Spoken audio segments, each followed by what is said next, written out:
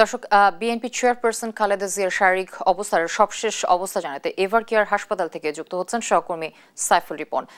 সাইফুল, বেগম জিয়ার শারীরিক পরিস্থিতি নিয়ে নতুন কোনো তথ্য আপনার কাছে আছে কিনা জানাবেন আমাদেরকে। যদি বিএনপি চেয়ারপারসন খালেদা জিয়ার শারীরিক অবস্থা নিয়ে নতুন কোনো তথ্য দেওয়ার সুযোগ আসলে সীমিত, কারণ বিএনপির কিন্তু এই মেডিকেল বোর্ডের পক্ষ থেকে অনুরোধ করা হয়েছে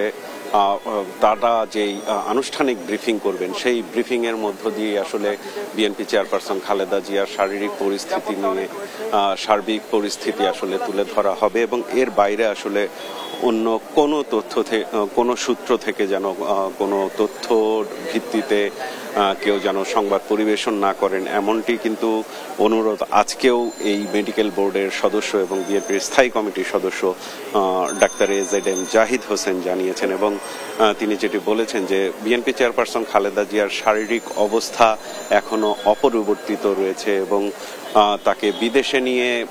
যেতে যে বিলম্ব হচ্ছে সেই কারণটিও কিন্তু আজকে তিনি সুস্পষ্টভাবে উল্লেখ করেছেন। এবং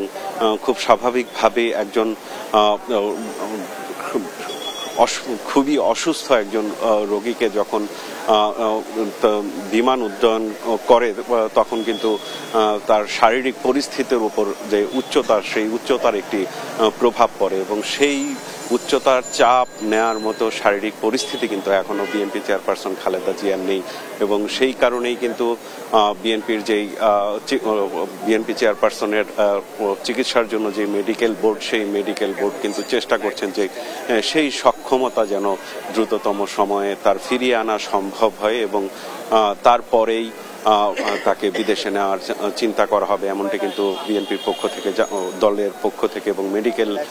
টিমের পক্ষ থেকে জানানো হয়েছে। এবং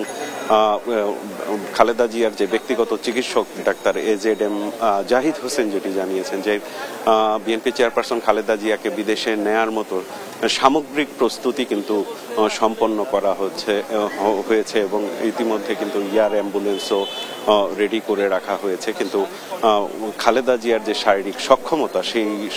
সক্ষমতা ফিরিয়ে আনতে হবে তাকে নিয়ে বিমান উড্ডয়ন করতে হলে, এবং সেই পরিস্থিতির জন্য তারা অপেক্ষা করছেন। এবং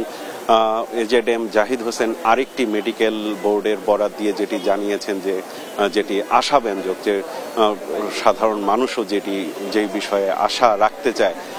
যে বিএনপি চেয়ারপারসন খালেদা জিয়ার যে শারীরিক অবস্থা, এর চেয়ে খারাপ অবস্থা থেকেও কিন্তু এর আগে তিনি ফিরে এসেছেন, এবং সেই আশার উপর ভিত্তি করে এবং সামগ্রিক পরিস্থিতি পর্যালোচনা করে এখনো মেডিকেল বোর্ড প্রত্যাশা করে যে বিএনপি চেয়ারপারসন খালেদা জিয়াকে সুস্থ করে আনা সম্ভব এবং সুস্থ হয়ে উঠবেন তিনি। এবং এরই মধ্যে কিন্তু বিকেলে খালেদা জিয়ার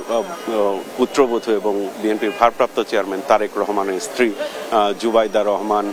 বিকেল 3টা নাগাদ, সোয়া 3টা নাগাদ কিন্তু হাসপাতালে প্রবেশ করেছেন, এবং তিনি দেশে আসার পর থেকে কিন্তু সামগ্রিকভাবে তার চিকিৎসার খোঁজ খবর নিচ্ছেন। তো এই ছিল আমার কাছে এখানকার সর্বশেষ